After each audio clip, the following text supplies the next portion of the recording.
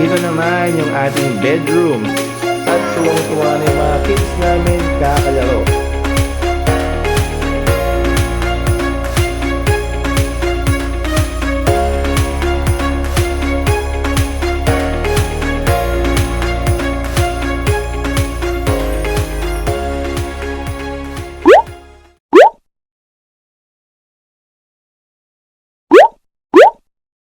Hello mga ka-eats! Welcome na naman sa isang staycation. This time, nandito lang kami sa Metro Manila. Tuwang-tuwa na yung mga kids. As you can hear them, nandito kami sa Makati ngayon sa bagong renovate na Holiday Inn and Suites Makati sa Ayala Center lang.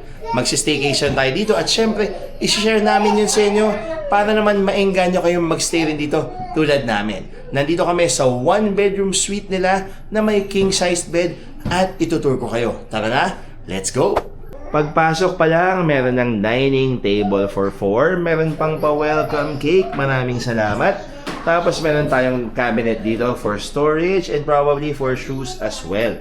Dito naman, na-surprise kami. Meron na silang kitchenette na kompleto with sink, merong induction stove, coffee, tea, amenities, merong kettle, merong microwave, at meron silang 2-door mini fridge. Dito naman, tuwang-tuwa na yung mga kids sa malaking living room na may smart TV. Hello, Mommy B! Hello! Kompleto pa with tent at tables and chairs, 4 small ones. Table lang pala dahil isa lang.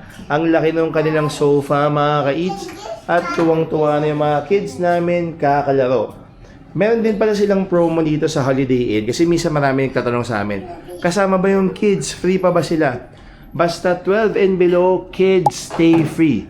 Tapos meron din silang kids eat free. Yung link sa mechanics nun nasa description box, mga ka-eats. Ipapakita namin yun sa inyo para naman pag nagstay kayo dito, ma-maximize nyo yung kids stay and kids eat for free.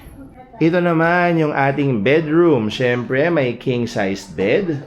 Tapos, ang maganda dito, meron silang soft and firm pillows. Yan. Tapos yan. Siyempre, meron din tayong outlets dyan. Smart TV ulit. At yung luggage rack nila, parang kasya ang dalawang luggage.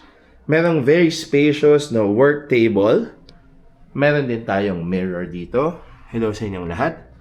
Menu ng kanilang in-room dining. Pwede rin magpa-breakfast sa loob ng room. Tapos, meron tayong parang couch dito. Parang gusto nyo mag-relax after a long day at ayaw nyo pang humiga. Pwede kayo dyan. And of course, the view of Ayala Center. Dito naman nakakatuwa kasi very high-tech. Meron silang speaker na may wireless charger pa. O, di ba? Pasukin na natin. Hindi pa pala tayo papasok sa bathroom dahil meron tayong full-length mirror dito. At yung kanilang very spacious na closet. So, pwede kayo mag-hang ng mga outfit of the day ninyo dyan. Meron din tayong iron and ironing board. Tapos, syempre, yung bathrobe and bedroom slippers. Paalala lang, bawal suotin yan sa restaurant, ha? Nasa dress code yan. Ito naman yung kanilang bathroom na meron napakalaking mirror, sink syempre, kompleto with the amenities, merong hand and body wash and body lotion. Perfect yan kasi ayoko ng mga bar soaps. Meron syempre hair dryer, towels, hiwalay na bathtub, conditioner, shampoo, and body wash. Okay ito kasi pwede kayong mag-prepare separately at the same time. Kasi meron din ditong toilet with bidet at separate shower na may rain shower, regular shower at conditioner, body wash, and shampoo. Uulitin ko, ito yung kanilang one-bedroom suite dito sa Holiday Inn and Suites Makati. Bagong-bagong renovate lang. Room pa lang to, gandang-ganda na kami mga ka-eats. Mamaya, iikutin natin yung hotel at syempre ipapakita pa namin sa inyo yung mga kakainin natin dito kasi may experience natin mag-dinner, mag-lunch, mag-breakfast, mag-lunch at mag-dinner ulit dito sa Holiday Inn and Suites Makati. Nasa labas lang or nakakabit lang sa Glorieta. Maraming salamat at see you later.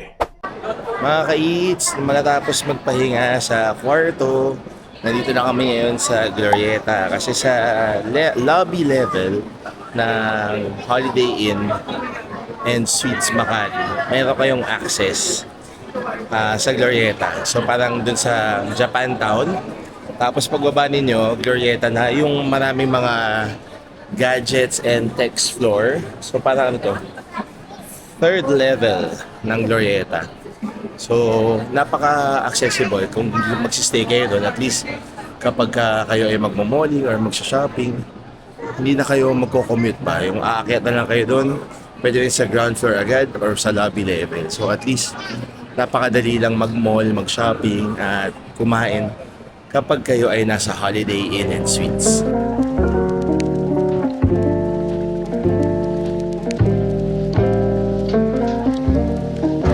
Makita yung sa likod ko, very Christmassy na, may mga Christmas lights na. Tapos parang ang dami na rin tao sa mall kasi parang kabibigay lang ng mga 13th month ng mga tao. Mami B, anong masasabi mo so far sa ating Holiday Inn and Suites Makati stay? So far, we are having fun. We are having a good time. Yun nga, nagandahan ako sa one-bedroom suite nila. Tapos, syempre bago din yung lobby area nila, which I think is really nice. And meron silang kids play area. Papakita namin yun sa inyo. Kasi ngayon nga na lumalaki na yung twins, tapos naghahanap na sila ng pwedeng gawin nila. Nakakatuwa talaga kapag yung hotel merong play area, merong space for them. So, yun. Yes, so matapos namin mag-ikot-ikot na sandali dito, kami ay babalik na ulit. Akit kami sa roof deck ng Holiday Inn and Suites Makati para kumain ng dinner sa kanilang Ounce Bar. OZ.in. Hindi ko kung Ounce or Ounce. Paano may pronounce yun? Pakicomment na lang down below. Tayo ay kakain doon and then, syempre, freshen up, tapos tulog, and then bukas, breakfast, lunch, and dinner, may experience natin sa Holiday Inn. Tapos, tayo ay mag-iikot-ikot sa hotel para sa ating hotel tour.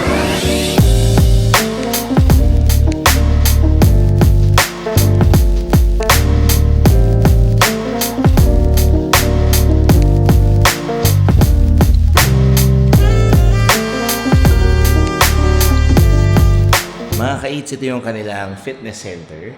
So, kumpleto naman yung gamit. May mga treadmill, mayroong step machine, syempre, mga lat pull, mayroong stepper. Stepper? Tama ba? Stepper ba tawag doon? Tapos, syempre, may mga dumbbells at iba pa. So, sa same floor is yung kanilang Ounce Bar, which is parang poolside bar. Pwede din kayo kumain, pwedeng uminom. So, dito kami nag-dinner kanina. Medyo malakas yun lang yung sound, kaya hindi kami nakapag-vlog. Pero must try yung kanilang pizza and yung kanilang smoked bacon croquettes. Champion siya. Tapos also on this floor is their spa. So pwede kayong magpa-spa dito pala. At before I forget, syempre yung gym nila may free towel at water. So papakita ko sa inyo yung kanilang spa. Wait. So ito yung spa. Thank you po. So, ayan. So, yung spa nila. Third party facility. So, dito siya sa 19th floor ng Holiday Inn. Roof deck pala, 19th floor. Roof deck na Holiday Inn and Suites Makati. Dito sa Ayala Center. Nakakabit lang sa Glorieta. So, dito lang muna namin tatapusin yung aming araw. Kita-kits tayo sa breakfast. Tapos syempre, lunch and dinner buffet. Medyo marami tayong kakainin dito pero sana makapag-ikot-ikot tayo sa mall since nakakabit lang ito sa Glorieta. And kapag nasa Glorieta kayo, pwede na kayo mag-Greenbelt, One Ayala at SM Makati. Magandang umaga mga ka-eats. Kami ay bababa na sa Flavors Restaurant ng Holiday Inn and Suites Makati. Doon kami magbe-breakfast buffet. So, newly renovated din yun. Same as all the floors na except 3 floors. So, sinabi nila nag-change na ng look para bagay na sa lahat ng Holiday Inn properties sa buong mundo. So, yung color niya parang medyo ano ba masasabi mo sa kulay niya? Hindi ako magaling sa kulay. Teal, bluish, tas Parang merong konting green, touch of green, no? Kaki. Pero yeah, so nag-change sila ng look para nga uniform na with the other holidays. Parang mas fresh na rin yung itsura. Tapos it's about time kasi mga ilang years na rin itong hotel. So June na talaga for reservation. Tapos tayo ay bababa na. Ano sabi mo? Renovation, reservation sa L level. Okay, malilito ha. L level, okay? So, lobby level. may ground. Okay? Kasi may ground. Hello mga ka-eats, nandito kami sa lobby level ng Holiday Inn and Suites Makati para kumain sa Flavors Restaurant. Ito yung kanilang all-day dining restaurant kung saan sila nagsiserve ng breakfast, lunch, at dinner buffet. Hindi ko lang alam kung araw-araw yung lunch and dinner buffet, pero yung breakfast, syempre, araw-araw yun at all-you-can-eat buffet siya.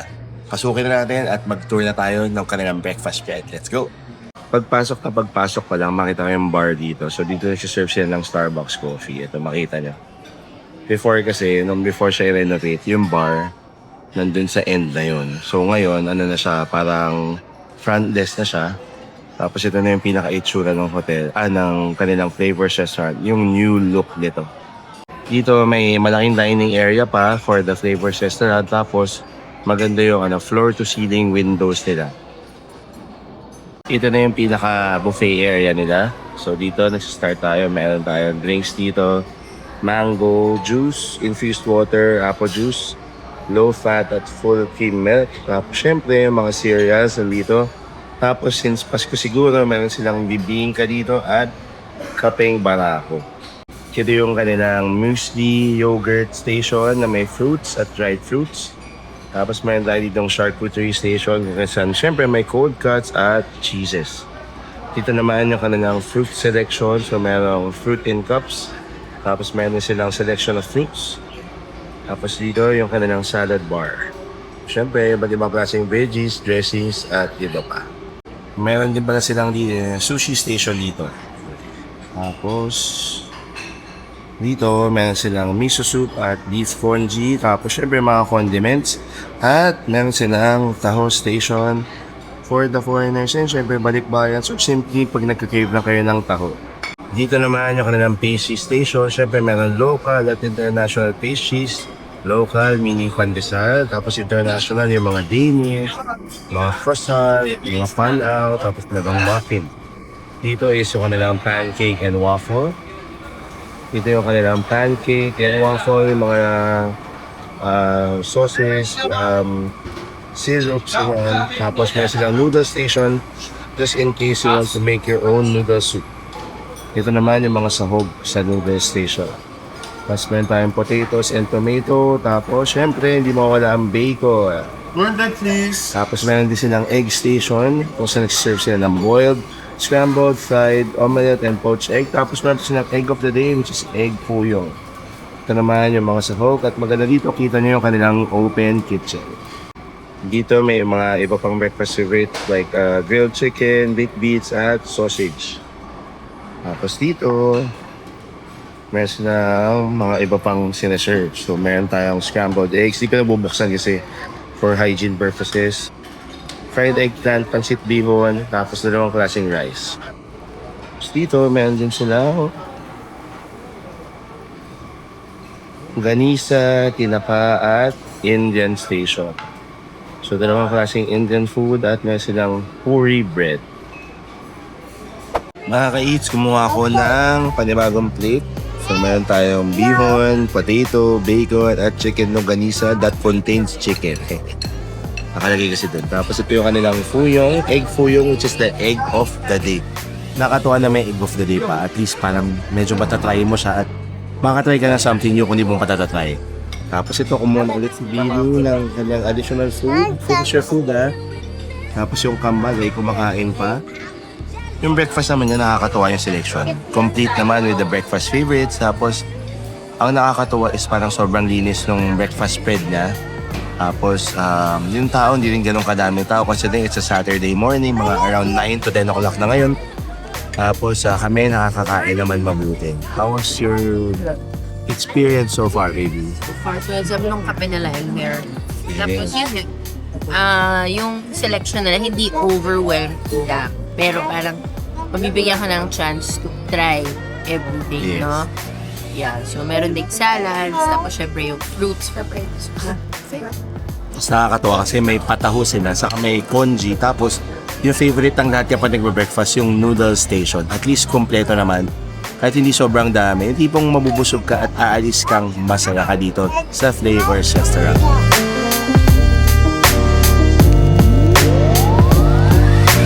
Matapos mag-breakfast sa Flavors Restaurant, dito na kami sa labas. So, katabi lang ng Flavors Restaurant is itong The Gallery, which is parang like an open co-working space. Katabi lang ng ito yung restaurant, tapos ito yung The Gallery. So, pwede kayong mag-coffee, pwede kayong mag-laptop, tapos ang maganda dito, syempre kasama na yung internet, meron silang mga outlets dito. May pang USB-A at meron din parang universal outlet. Tapos, dun banda is yung kanilang kids play area na ipapakita ko sa inyo. Ito yung kids play area nila na may mga toys, may mga books, at may dalawang TV screen. So, make sure lang na iwan nyo yung shoes ninyo sa labas o yung kids shoes ninyo para naman mapanatiling malinis yung area. Medyo maliit lang siya pero at least may play area yung kids when you stay here at Holiday Inn and Suites Makati. Nakakatuwa, no? Since nag-renovate sila, parang siguro, it took them siguro at least more than a year to renovate. And kami, nag-stay kami dito at least siguro mga 2 years ago. New look, mas fresh. Tapos yung colors niya parang mas maganda. Hindi siya yung very traditional. Nakakatuwa kasi yung changes sila made use of the space na parang mas okay. Tapos syempre nga, uso yun yung mga nag-work outside. So at least makaka-attract sila ng mga work from home or yung parang work anywhere, no? With the internet speed, okay naman. Tapos, yung food nila masarap pa rin for breakfast. Yung dinner naman namin kagabi, okay naman siya. Tapos, yung sa ounce bar lang, parang medyo lumiit. Kasi before, it used to have like its own space. Pero, parang nawala na yung indoor area niya. Naging function room na. Pero parang naging mostly poolside bar na lang siya. Yung gym niya, very well-maintained pa rin. Bagong-bagong equipment. Yung play area niya, I think considerably, medyo mas maliit siya din sa mga ibang play area sa ibang hotels na nastayan namin. Pero at least meron na silang ganito. Which is a big plus point when it comes to family staying. Kasi yun madalas for us, madalas sinabi ng kids namin na may magandang play area. May play area at least for them to just, spend some time, be a kid, play with equipment, play with mga toys, watch a bit, tapos read a book. Yeah, at least may ganun sila. I just really hope na siya, mas na may maintain. I think, syempre, when it comes to play areas, cleanliness and yung parang maintenance is key para naman mas ma-enjoy lalo ng mga kids. And yung mga parents mas kampante na paglaruin yung mga kids nila doon. So kami nga nakakita sa room at mag-relax. Siguro mag-iikot kami sa Glorieta.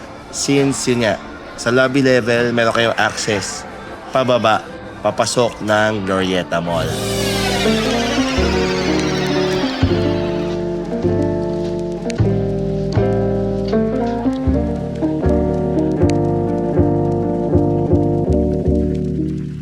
Mga ka-eats, lunchtime na. So matapos tayo magpahinga sa room at nood doon ng TV. Tapos nagpa-room cleaning na rin kami. Nandito kami ulit sa Flavors Restaurant for their lunch buffet. So ang sabi sa akin is this is 2,500. Pero ang galing kasi kapag ka nag-member kayo, makakakuha kayo ng 40% off sa dito sa buffet nila. So kailangan nyo lang mag-member sa IHG One Reward. So pwede naman kayo mag-register muna ata bago kayo pumasok.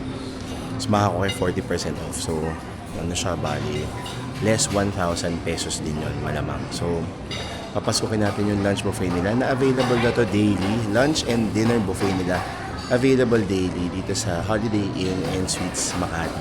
Tara, pasukin natin. Papakita ko sa inyo kung ano yung spread nila. Let's go! Ito yung itsura ng restaurant. Same naman as kanina, syempre. So, hindi nagbago. Ito na yung makulit. Hindi rin nagbago. Hello! So nag-lunch na kami. So nakapag-start na kami at nakakuha na tayo ng mga kinain. Nakakain na nga ako ng 1 plate. So, ito muna yung ating spread. So, dito muna tayo mag-start. So, meron tayong pancit canton. Merong grilled tuna. At ito, ang sarap. Beef short plate na may gravy. Tapos, pwede nyo na i-pa-sear yan kung gusto nyo pa. Tapos, ito may mga sauces and atsara. Tapos, pwede pa kayo magpag-grill ng barbecue chicken wings and tuna belly para fresh off the grill. Tapos ito yung kanilang open kitchen. So gigrill nila yan for you. Tapos ito yung kanilang noodle station. So may mga sakog dito, gulay, meat, egg. Tapos 4 na klase ng noodles. Tapos dito naman merong pastry selection. So konti lang, hindi siya same as ng breakfast. Tapos meron din silang pizza. Masarap yung pizza nila dito, mga kids. Parang feeling ko na alala ko yung pizza ng Domino's. Ganun yung amoy. At parang ganun din yung lasa. So, yan. Tapos, ito naman, meron ditong cucumber juice at infused water. Tapos dito, meron tayo dito dalawang klaseng soup. Merong beef pares. At meron ding roasted pumpkin soup. Tapos dito, halo-halo station. Siyempre, make your own halo-halo. Nakakatuwa to kapag mahilig kayo sa halo-halo. Tapos, para dito pwede nyo man i-customize. So, pwede nyo hindi ilagay yung beans. Kung ayaw yung beans, yung mga jelly, ayaw yung jelly, okay lang. Meron silang sushi station. So, mga maki rolls lang. Wala lang silang sashimi. Pero meron silang mga maki rolls. Tapos, meron tayong fruit lounge dito. Tapos, meron silang salad station. So, ito yung salad station nila. Make your own salad. Dito rin, meron pang mga gawa ng salad. At syempre may charcuterie rin, mga kites. Tapos dito, medyo malawak yung kanilang dessert. So, iba't ibang klaseng cakes. May mousse, merong shortcake, merong pie, merong panakota, merong meringue, meron ding kutsinta at kasaba cake, bread pudding, tapos ice cream station. Pero ang binabalik-balikan talaga dito sa kanila is yung kanilang crepe samurai. Para siyang mango crepe, mga kites. Tapos nandito pala, hindi ko pa napakita sa inyo yung parang pinakaulam nila, yung mga ulam-ulam. So dito is yung veggies, roasted potato, beef bulgogi, carbonara pasta, roasted chicken. Let's see, ano pa meron dito? Stir-fried pork. Parang fish. Fried rice to. Tapos dito meron chicken pastel. So lahat yan pwede ma-experience for 2,500 pesos dito sa Flavors Restaurant sa Holiday Inn and Suites Makati.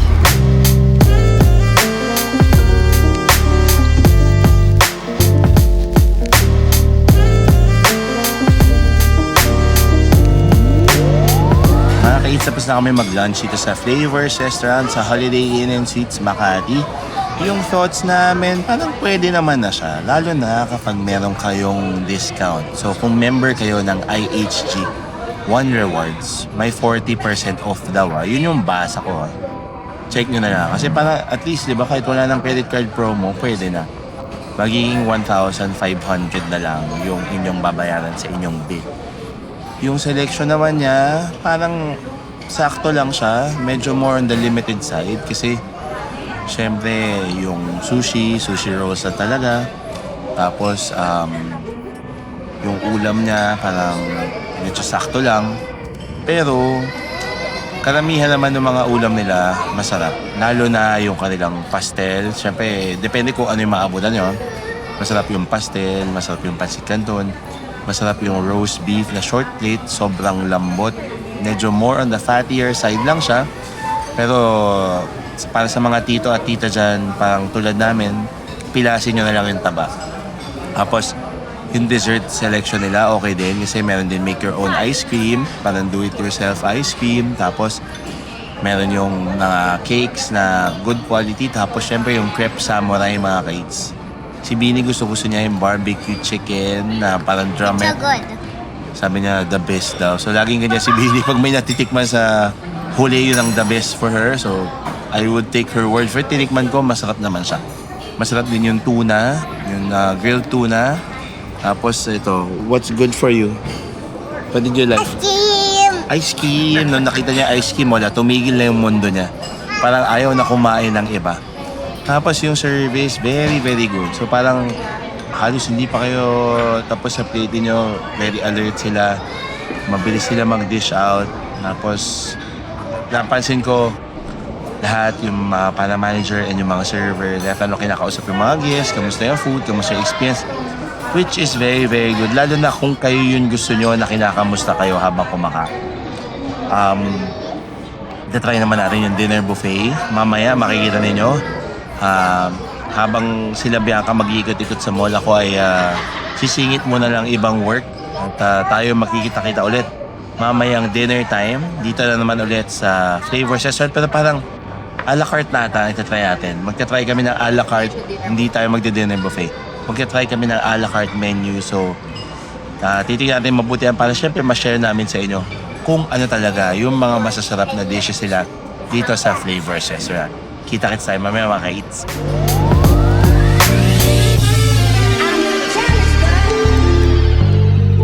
Living in a world where I'm always right.